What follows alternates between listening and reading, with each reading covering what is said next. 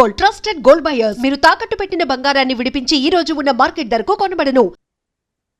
చాలా మంది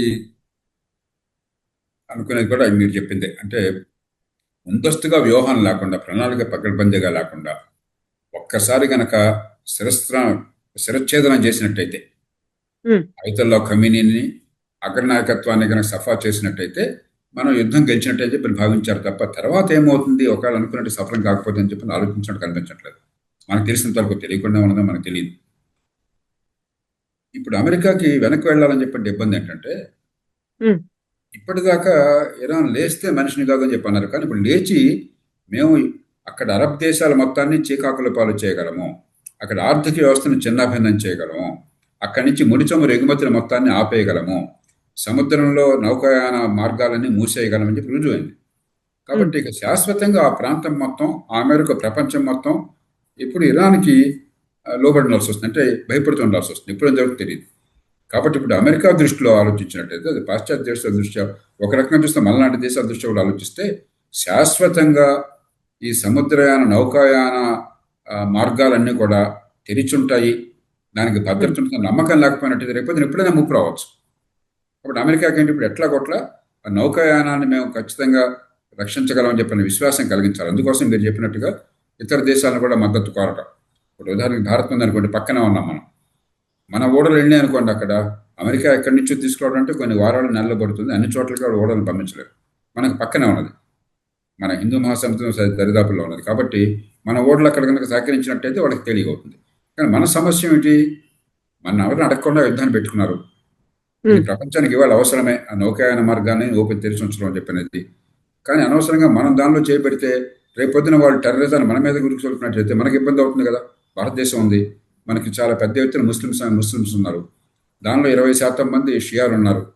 వీళ్ళందరిలో sleeping cells ఏమన్నా ఉండి వాళ్ళు టెర్రరిజాన్ని పెంచవచ్చు, రేపొద్దున మనకి దీర్ఘకాలంగా చీకాకులు పాలు చేయొచ్చు అని ప్రతి దేశం కూడా బేరీజ్ వేసుకుంటుంది. మరి కాలం గడిచే కొద్దీ మనకు తెలుస్తుంది. ఖచ్చితంగా కనుక ఈ ఆయిల్ అందటం లేదు, ఇరాన్ దీనికి సుముఖంగా లేదు, దీన్ని అంతం చేయడానికి అని చెప్పిన భావం కలిగినట్టయితే బహుశా ప్రపంచం అంతా కలిసి చేయాల్సి వస్తుంది. దానికి అంతర్జాతీయ ఐక్యరాజ్య సమితి కూడా ఒక తీర్మానం చేయాల్సి ఉంటుందేమో చూద్దాం. అది కూడా మన చైనా సహకరిస్తుందా, రష్యా సహకరిస్తుందా, శాస్త్ర సభ్యత్వం ఉంది కదా వాళ్ళకి కనీసం మౌనంగా ఉన్నట్టయితే జరుగుతుంది, లేకపోతే వాళ్ళు వీటో చేసినట్టయితే అది కూడా జరగదు. అందుకని ఏం జరుగుతుందో చూద్దాము. కానీ ఖచ్చితంగా ఇది సమస్య ఎవరు ప్రారంభించినా మనందరికీ సమస్యగా పరిగణిస్తాం. భారతదేశం కావచ్చు, చైనా కావచ్చు, జపాన్ కావచ్చు, ఇతర దేశాలు కావచ్చు, ప్రపంచం మొత్తానికి సమస్యగా పరిగణిస్తాం. మరి భారతదేశం ఏం చేస్తాం సార్? ఒక రకంగా క్రైసిస్ అనేది కనిపిస్తుంది. ఫస్ట్ ఇనీషియల్ డేస్ లోనేమో గ్యాస్ ధర పెంచారు, ఆ తర్వాత గ్యాస్ కే కష్టాలు వచ్చాయి అనేది వినిపిస్తోంది. ఆ తర్వాత ఈ ఇంపాక్ట్ ఇంధనం మీద కూడా పడుతుందేమో అనేటువంటి ఒక రకమైనటువంటి భయాలు ఉన్నాయి. ప్లానింగ్, ఎగ్జిక్యూషన్ అనేది మన దగ్గర ఎలా ఉంది సార్? ఇప్పుడు ప్రపంచం మొత్తంలో చైనా దగ్గర ఏంటంటే నిల్వలు ముందుగా ఉంచుకున్నారు వాళ్ళు. ఒక 400 మిలియన్ బ్యారెల్స్ దాకా చైనాలో ఉందని చెప్తున్నారు.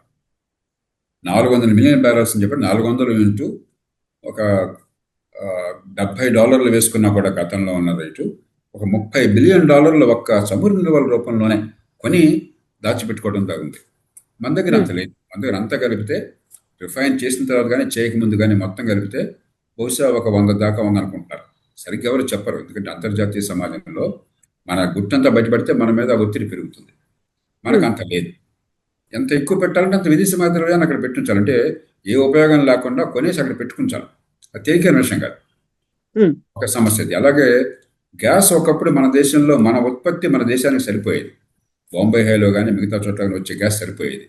కానీ మంచి ఉద్దేశంతో ప్రభుత్వం ఏం చేసింది, 14 కోట్ల గ్యాస్ కలెక్షన్ ఉన్న దేశంలో 2014లో ఇవాళ 33 కోట్ల కనెక్షన్. అంటే దేశంలో దాదాపు అందరికీ గ్యాస్ కనెక్షన్లు వచ్చేసినాయి. గతంలో లేవు.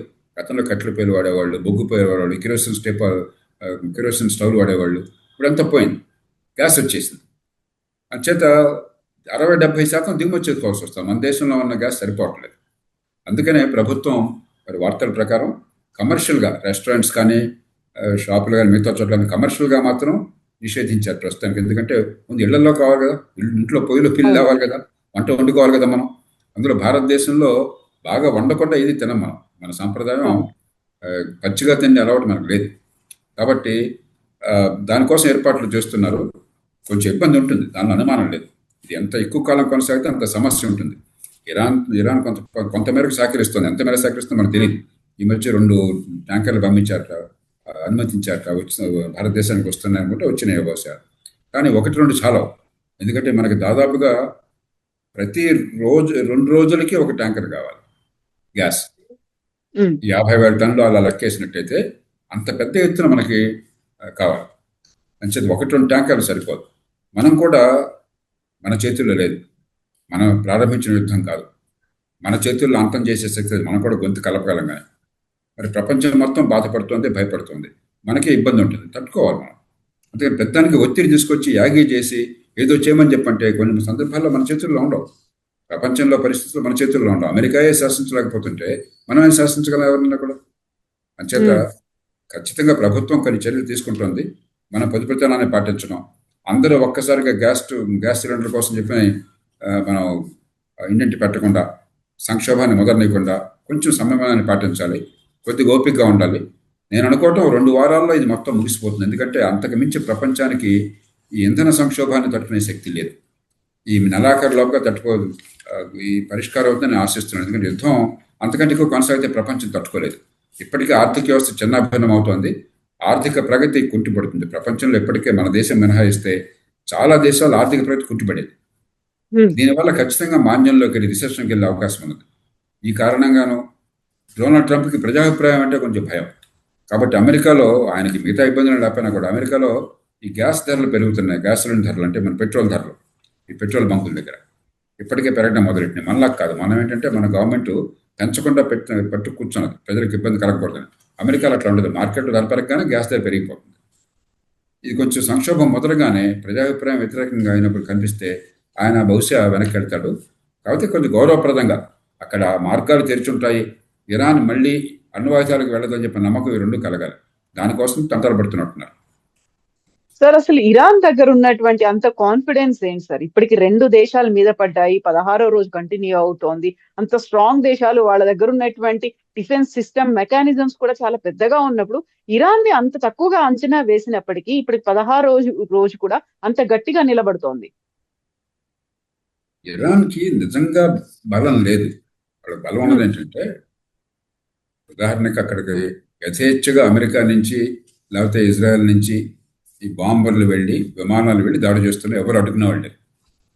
కానీ ఒక 15-20 ఏళ్లుగా వాళ్ళు చాలా తక్కువ ఖరీదుతో ఈ షాహిద్ డ్రోన్స్ అని చెప్పి కొత్త టెక్నాలజీలు వచ్చినాయి. కాబట్టి చాలా తక్కువ ఖరీదుతో, అది పోయినా కూడా నష్టం లేదు, తక్కువ ఖరీదుతో విధ్వంసాన్ని సృష్టించే డ్రోన్స్ని బాగా పెద్ద ఎత్తున తయారు చేశారు. రష్యాకి వాళ్ళు సరఫరా చేస్తున్నారు. యుక్రెయిన్ యుద్ధంలో రష్యా వాడినటువంటి డ్రోన్లు చాలా మేరకు ఇరాన్ నుంచి వెళ్ళినవే. ఈ డ్రోన్లు తట్టుకునే శక్తి పాశ్చాత్య దేశాలకు లేదు. పాశ్చాత్య దేశాలకు చాలా ఖరీదైనటువంటి యాంటీ మిసైల్ ఉన్నాయి. పేట్రియాట్ మిసైల్ అని, థాడ్ మిసైల్ అని, అవన్నీ కూడా కోట్లాది రూపాయలు లేకపోతే 10 లక్షలాది డాలర్లు ఖర్చు చేస్తారు. అంటే ఇరాన్ కనుక ఒక $500, $1000, $10,000 ఈ డ్రోన్ పంపిస్తే దాన్ని ఎదుర్కోవటం కోసం వీళ్ళు $1 మిలియన్, $2 మిలియన్, $5 మిలియన్ ఖర్చు పెట్టాల్సి వస్తారు. అంటే వాళ్ళు 5-10 లక్షలు వాళ్ళు ఖర్చు పెడుతుంటే ఎదుర్కోవడానికి 5-10 కోట్లు వీళ్ళకి ఖర్చు అవుతుంది. దాంతో ఏమవుతుంది, ఎన్ని వాళ్ళు మిసైల్స్ పంపిస్తే వీళ్ళందరికీ కూడా యాంటీ డ్రోన్ లేదా యాంటీ మిసైల్ వెపన్స్ డిప్లీట్ అయిపోతున్నాయి.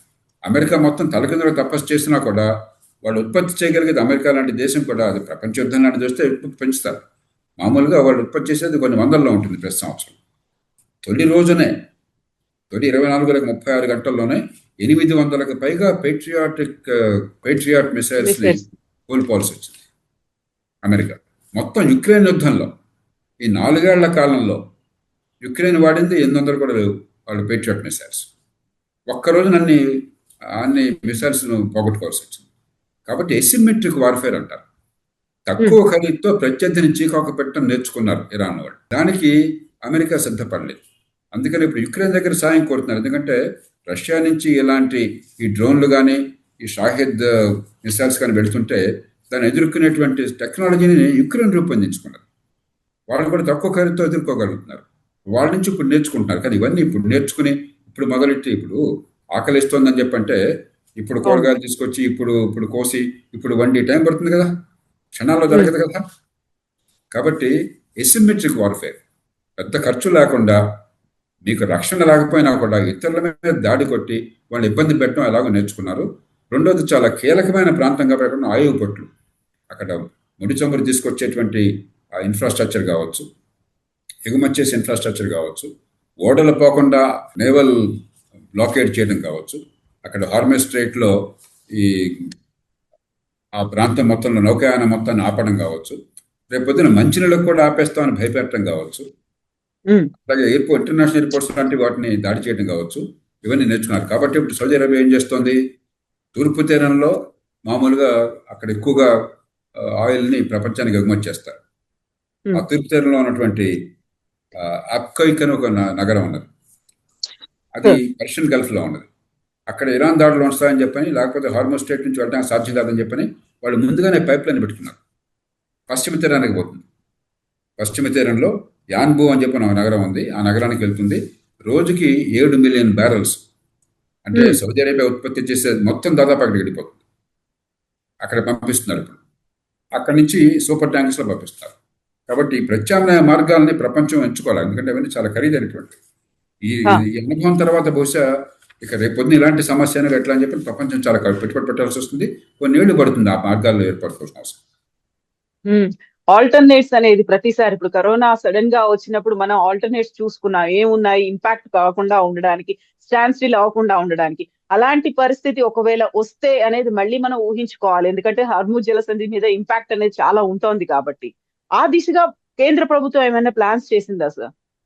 ఇప్పటికే మనం ఏంటంటే ఇరాన్ నుంచి కొంటున్నాం ఆయిల్ని, సౌదీ అరేబియా నుంచి, ఇతర గల్ఫ్ దేశాల నుంచి కొంటున్నాం, రష్యా నుంచి కొంటున్నాం. అనవసరంగా రష్యా నుంచి కొనకూడదని అమెరికా నిషేధించింది, మళ్ళీ వాళ్ళే ఎత్తేయాల్సి వచ్చింది.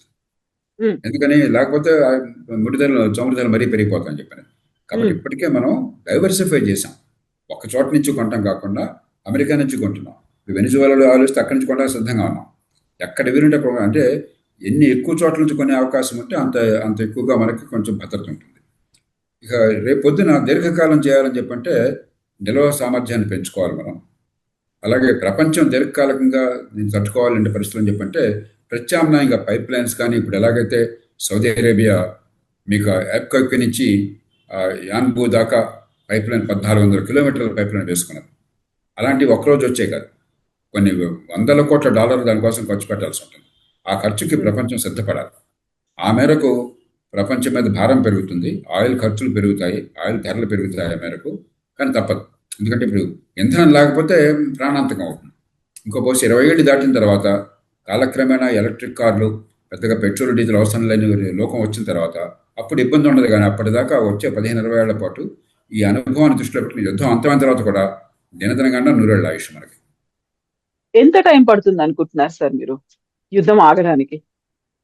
నేను నెలాఖరికి అవుతుందని నేను ఆశపడుతున్నాను. ఎందుకంటే ఇప్పటికే $100 దాటిపోయింది ఇది బ్యారెల్ ముడి చమురు ధర, $70 నుంచి. ఇది కొనసాగితే 150 ఆ పైన కూడా వెళ్ళిన ఆశ్చర్యపోవక్కర్లేదు. ఎందుకంటే ప్రపంచంలో గత 100 ఏళ్ల క్రితమే ఆయిల్ ప్రారంభమైంది మనకు వాడకం. 100 ఏళ్ల క్రితమే మీకు ప్రపంచంలో మోటార్ కార్లు రావటము, ఆయిల్ వాడటం. అప్పుడు దాకా ఆయిల్ వాడేవాళ్ళు కాదు. ఈ 100 ఏళ్లలో ఇంత ఎక్కువగా ఈ ఆయిల్ రవాణాకి అంతరాయం కలగల, ఇంత పెద్ద స్థాయిలో. కాబట్టి ఆయిల్ ధర విపరీతంగా పెరుగుతుంది. ఆయిల్ అనేది మంచినీళ్ళు ఎలాగైతే జీవన అవసరమో, ఇప్పుడు మంచినీళ్ళు అసలు తాగడానికి నీళ్ళు లేవనుకోండి, ఆ నీళ్ళకి వెలగట్లేమే కాదు. ఒక గ్లాసు ₹1,00,000 ఇవ్వాలి మనం, బతకాలి కదా. ఆయిల్ కూడా అట్లాగే ఇన్ఎలాస్టిక్ డిమాండ్ అంటారు. అంటే మనకి వాహనాలు కానీ, మరి కొన్ని రసాయన పరిశ్రమలు కానీ, ఎరువులు కానీ, ఇవన్నీ కూడా ఆయిల్ మీద ఆధారపడి ఉన్నాయి. అది అవసరం. ఇప్పటికీ ఎరువుల ధరలు 40-50% పెరిగినాయి అంతర్జాతీయ మార్కెట్లో. ఆయిల్ ధర 40-50% పెరిగింది. గ్యాస్ ధర 50-70% పెరిగింది. రేపు పొద్దున ఇంకా రెట్టింపైన ఆశ్చర్యపోవక్కర్లేదు. అంత ఎక్కువైనప్పుడు ప్రపంచం భరించలేదు. ప్రపంచం అంతా ఆర్థికంగా తీవ్రమైన కల్లోలన పడుతుంది. ఇరాన్ మీద ఒత్తిడి పెడతాం, ఇప్పుడు చైనా కూడా కలిసి రావాలి. రష్యా కలిసి రాకపోవచ్చు. రష్యాకు చాలా లాభం ఇది.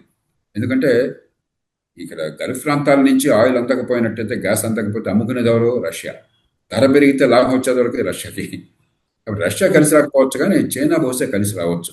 అయితే మరి చైనాతో చాలా లౌక్యంగా వ్యవహరించాలి డొనాల్డ్ ట్రంప్. బెదిరించడం కాదు, మర్యాదగా వ్యవహరించి, మన ఇద్దరం పునుకోకపోతే ఎట్లా 2 పెద్ద దేశాలు అని చెప్పని మర్యాదగా మాట్లాడితే వాళ్ళు ఒప్పుకుంటారో చూద్దాం.